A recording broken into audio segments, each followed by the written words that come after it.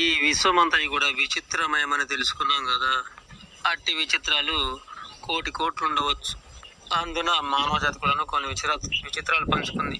అందులోని భాగంగానే మనము ఏవేవో నిర్మాణాలు జరిపించుకోవాలనుకుంటే అనుభవజ్ఞుడైన ఇంజనీర్ సూపర్వైజర్కి బోధిస్తే ఆ సూపర్వైజర్ ఇతరులందరికీ చెప్పి ఆ విధంగానే దాని యొక్క నిర్మాణాన్ని రూపకల్పన చేస్తాడు కదా. ఇక విశ్వ విచిత్రం కూడా అంతే.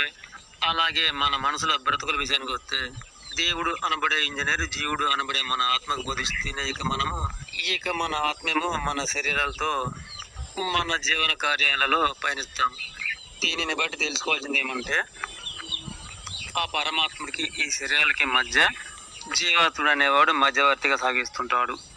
అంటే పరమాత్మకు జీవాత్మకు సంబంధం ఉన్నదన్నట్లే కదా. దీనిని బట్టి పరమాత్ముడు ఎక్కడో లేడు. మన యొక్క ఆత్మలకు అధిపతియే పరమాత్ముడు.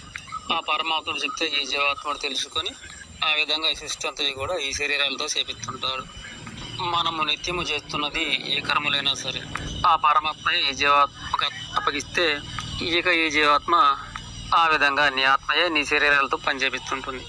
ఆ విధంగా మన జీవన విధానాన్ని రూపకల్పన చేసిన ఆ పరమాత్ముడు అనేవాడు రాళ్ళల్లో ఉంటాడు, బండలలో ఉంటాడని, మనలో కొందరు ఉంటాడని, కనుక ఇదిగో ఈ బండ ఈ బొమ్మయే నీ బ్రతుకులు సాగించేది అని ఆ విధంగా మనకు బొమ్మలు చూపించి మనను పిచ్చివాళ్ళుగా మారుస్తున్నారు.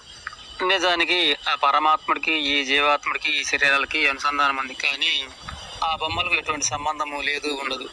ఆ విధంగా మన బ్రతుకులు కొందరు దారి మళ్లించి ఇక మనను కీలుబొమ్మలుగా ఆడించే ప్రయత్నంగా స్నానాలు మంత్రాలు నైవేద్యాలంటూ ఈ విధంగా మన బ్రతుకులను వాడి స్వార్థం వైపు మలుపుకున్నారు. నిజానికి మన శరీరం మెత్తగా ఉంటుంది కదా. ఈ శరీరానికన్నా మెత్తడిది మన ఆత్మ.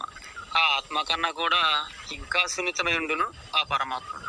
కనుకనే తనకు ఏ రూపము లేదు. కానీ స్వార్థులు మనకు ఆ పరమాత్ముడు అనేవాడు ఈ కఠినమైన బండ అంటూ ఆ విధంగా మనను మోసం చేశారు. అతి సున్నితమైన పరమాత్మను అతి కఠినమైన బండ రూపంలో చూపిస్తారు. కానీ ఎన్నో తరాల నుండి మనము ఈ నిజాన్ని తెలుసుకోలేకపోతున్నాము.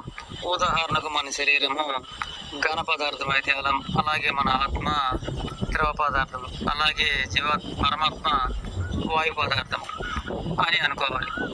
మానవుని ఈ విధంగా అధోగతి పాలు చేశారు.